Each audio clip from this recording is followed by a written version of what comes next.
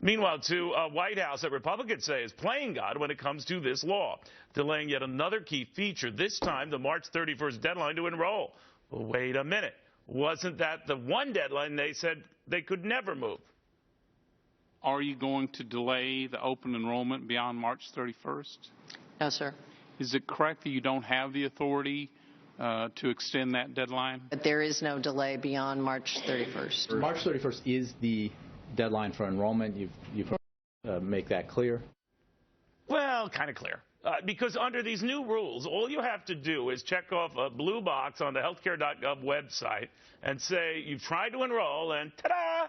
Deadline is moved, delay is on, you're free.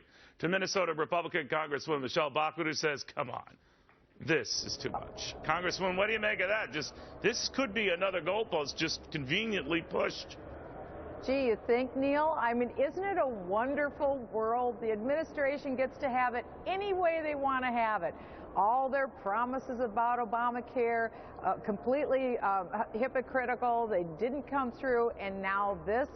More of the same. Unfortunately, it is the continuation of lawlessness from the administration, and I feel sorry, honestly, from the people who are trying to be the administrators of Obamacare.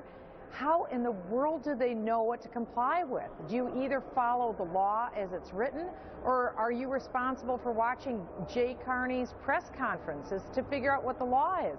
It's complete incredibility on the part of this administration. But you know, Congressman, what amazed me in this explanation is that it would rely largely on an honor system. In other words, if you've made a good faith effort at the site and then checked off that little box, that's good enough for us, and we're all going to have to be honest and say that we tried. So what's to say that you really did? Anyone could say they tried and avoid a penalty or avoid anything else. Of course, it's a wink and a nod. It means nothing. This is all outcome-based legislating from the administration. And let's face it, this has one thing in mind.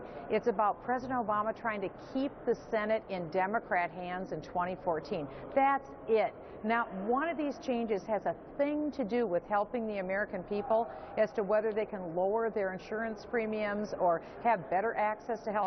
That isn't what it's about. It's about the president's agenda holding on to a Democrat Senate. Let's face it, every single one of them, it's absolutely transparent, and I think that's why people feel pretty cynical about this bill. And Neil, what I want to know is, when is the president going to show some flexibility on when I have to file my income tax returns? Will that date stay April 15th, or will that one change? I kind of think that one will stay the same. Yeah, I have a feeling you might be right about that particular deadline. But the fact that this was not moved precipitously further back on the calendar, and that they said, all right, you know, we're getting a last-minute rush, or people are now trying to, you know, sign up and they can't, so we're going to give them another few weeks. They're not pushing it, to your point, to the next election or after.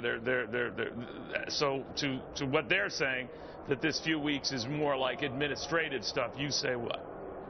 I actually say that if you look at what they're trying to do, you check the box here on an honor system. I would say this is to infinity and beyond. What they're essentially planning is that people can continually enroll whenever they want to enroll, because they want to get to their numbers. And let's face it, this is an admission of failure. This is not working to sign up on Obamacare, and it's a program that will never pay for itself. Yeah, ever. But Congresswoman, there might be a brilliance to this move, whether you agree or disagree with it. If you know that you're going to suck up and pay a penalty if you don't sign up for this thing, but now you just click that box or check that box and say you tried, you could fulfill the administration's dream, and that is that we had this strong of last-minute support into the millions. I don't even know. And this thing is a hit. You'd never know why. What was going on here, that a lot of people simply tried to avoid the penalty by just checking a damn box. But it would have the appearance of looking like you had this last-minute rush, and they couldn't keep up with it.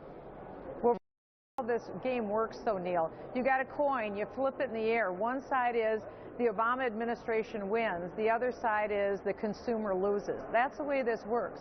And so these rules are going to continue to be malleable and manipulated, and the outcome will be based on what helps the president politically. That's it. Unfortunately, I don't mean to be cynical, but that's what we've seen so far. Congresswoman, great seeing you again. Thank you very much. In the meantime, we are going to check with a